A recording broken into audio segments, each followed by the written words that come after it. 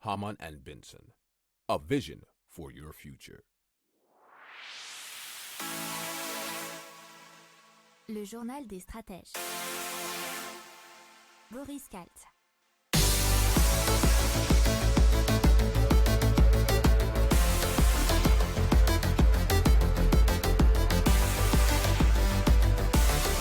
Bonjour à tous et bienvenue dans le journal des stratèges consacré aujourd'hui à l'énergie. On va vous parler d'un stockage d'énergie avec du béton. On va aussi vous parler d'un lac où il y a du gaz, mais du gaz tueur qui est utilisé pour fabriquer de l'énergie, et ça au Rwanda. On va vous parler de Engie qui développe de l'éolien en Corée du Sud et d'une panne d'électricité gigantesque au Kazakhstan, Kyrgyzstan et Ouzbékistan.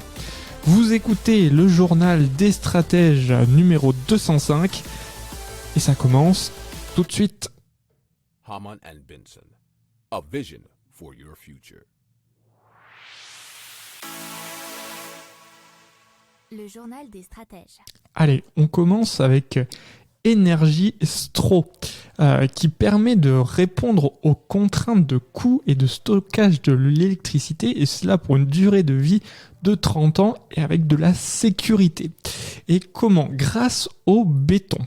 C'est un système de volant d'inertie au béton qui, en action à grande vitesse, permet de stocker de l'énergie sous forme cinétique. Alors, cette technologie a été validée grâce au prototype du volant stockage solaire qui s'appelle VOS. C'est ce que nous raconte latribune.fr. Alors, leur innovation consiste à comprimer le béton avec des composites comme la fibre de verre avant de faire tourner le cylindre. Alors, cette opération permet de mettre le béton dans un état très résistant pour ensuite le faire tourner donc à des vitesses très élevées et stocker l'énergie en finalité. Alors, d'ici 5 ans, Energy Stro prévoit un chiffre d'affaires de 140 millions d'euros par an et un recrutement de 86 personnes. Alors, grâce à cette technologie, le béton est un matériau non délocalisable, c'est-à-dire que ce qui ne sera pas rentable, c'est de délocaliser toute la production, par exemple en Asie, pour ce qu'on a fait très dernièrement, et au contraire, on pourra aider des pays en voie de développement à stocker leur énergie. Alors l'entreprise investira 12 millions d'euros pour son installation en Bourgogne-Franche-Comté d'ici 2025, ce qui lui permettra de recruter dans un premier temps une 50aine de personnes et ensuite d'assurer la production industrielle des VOS. Haman and Benson, a vision for your future. Le journal des stratèges. Allez, on part cette fois-ci au Rwanda, dans un lac dit tueur qui fabrique de l'électricité. Alors plus particulièrement, c'est Kivuwatt qui fabrique cette électricité grâce à une centrale qui est située au beau milieu d'un des grands lacs du Rift entre le Rwanda et la République démocratique du Congo.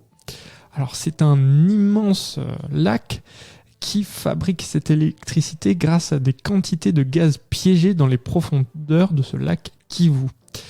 Il faut dire une menace mortelle pour ces riverains, puisque c'est à cause des émanations de gaz et des possibles éruptions.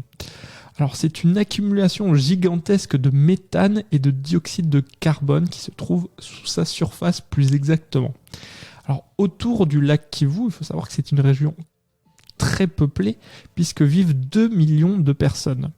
Alors le pari de Kivuwatt, ça a été de transformer cette menace en opportunité en pompant le gaz pour le transformer en électricité. Alors il pompe à environ 350 mètres sous la surface une eau qui est donc saturée en gaz.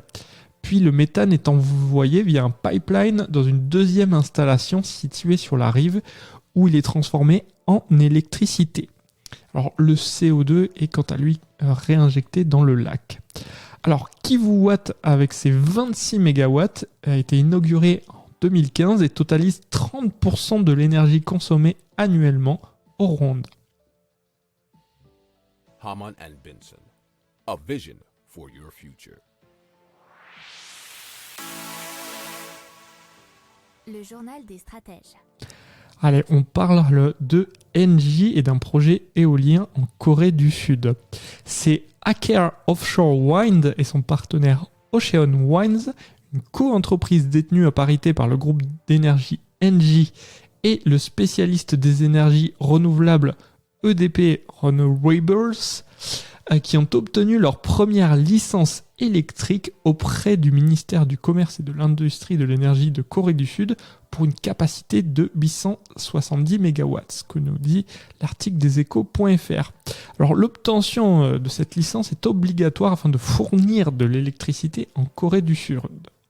Alors, ils seront désormais en capacité de développer leur projet éolien flottant qui se trouve à Ulsan. Alors, il faut savoir que la Corée du Sud vise 20% de production d'électricité d'origine renouvelable d'ici 2030, dont 12 gigawatts à partir d'éoliens en mer. Haman and Benson. A vision for your future. Le journal des stratèges. Allez, on parle d'une panne d'électricité gigantesque qui a lieu au Kazakhstan, au Kyrgyzstan et en Ouzbékistan. Alors apparemment, elle est d'origine accidentelle, mais son origine reste un peu floue et elle a surtout frappé des millions d'habitants et provoqué d'importantes perturbations des infrastructures. Alors notamment pour les habitants, mais aussi au niveau des aéroports. Le ministère de l'énergie de l'Ouzbékistan a déclaré que c'était un accident majeur qui a entraîné des changements soudains de tension et de fréquence sur 530 lignes. Alors, Kejok, la société d'électricité kazakh, a fait état d'une surcharge électrique, mais elle n'a pas expliqué l'origine de la panne, nous révèle l'article du Monde.fr.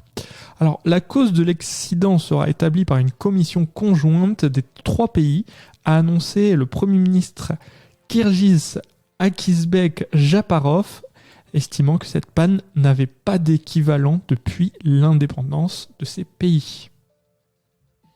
Haman and Benson. A vision for your future. Le journal des stratèges. Voilà, c'est tout pour aujourd'hui. Je vous souhaite une excellente journée et je vous dis à demain pour plus d'infos. Ciao!